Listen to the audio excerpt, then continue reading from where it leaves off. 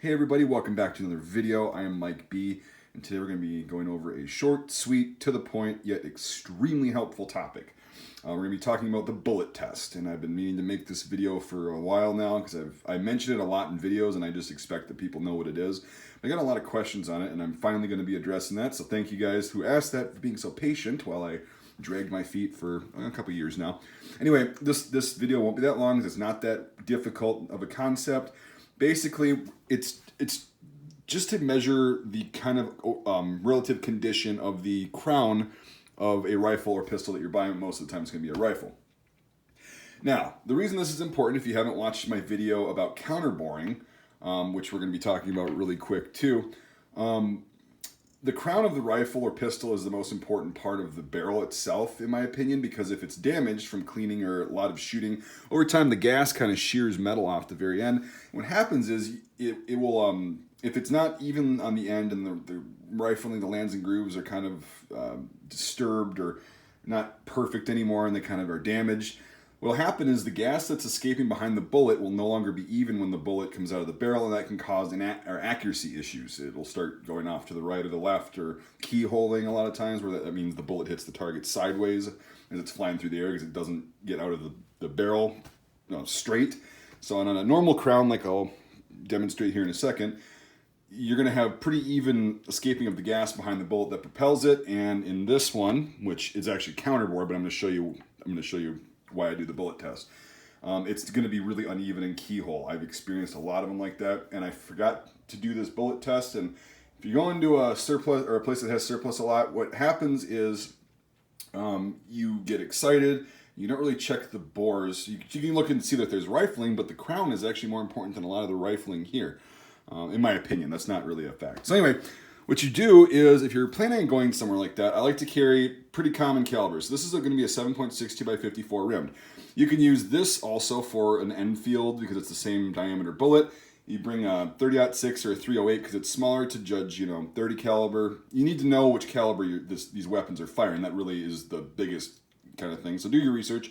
I just like to bring this 8mm Mauser, 308, just some common ones, because what you do is you check over the rifle first, and then the bullet test is simply taking a cartridge. I know there's rust. I know it's the end of the world. It's a travesty. It's actively pitting and ruining the rifle. It's actually just minor surface rust because it's humid, and I haven't oiled this in a while. Anyway, we'll get past that. Well, I'll move on together.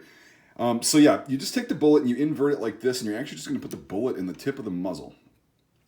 So you can see right there that it doesn't even come close to going to the neck, right? So this means that this bore is really still in really good shape, and the crown is probably not going to lead to accuracy issues, and it actually doesn't with this M44. It's an amazingly accurate rifle.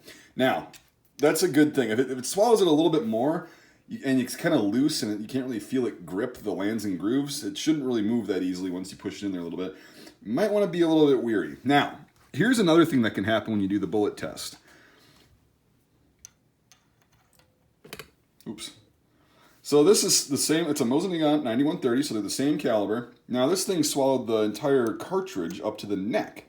Now why is that? Well, if you see something like that, chances are, and again, go watch my counterboring video to identify it.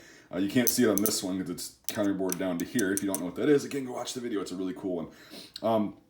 So that's going to probably indicate that it's counterbored. In that case, look down the bore, see if you can see the ring. And generally speaking, I have had good experience with counterbored weapons. So that's another thing that can happen with the bullet test. I don't actually have any rifles currently that kind of swallow the bullet down to the neck. I used to, but ended up getting rid of them to reenactors so they could use them for blank firing guns because the accuracy was pretty much toast on them. But yeah, anyway, that's how you do the bullet test. Make sure it's the correct diameter bullet, of course. And then what you want to see is as much copper on the bullet as you possibly can if you know it's the same in the correct caliber, like was evident on the M44 carbine right here. So you see that? That's what you're wanting to see. You wanted to see as much kind of copper on here, on that side, sticking out from the bullet as possible. So anyway, it's not like a super accurate, you can get gauges for like M1s and other 30 caliber or 30-06 chambered weapons. You can get gauges for anything to kind of see like the erosion and all that stuff, but this is a really quick, easy, and cheap way to not get burned like I have in the past by getting excited and getting a rifle that you can't hit a 4x8 sheet of plywood at 25 yards, and if you do, it keyholes.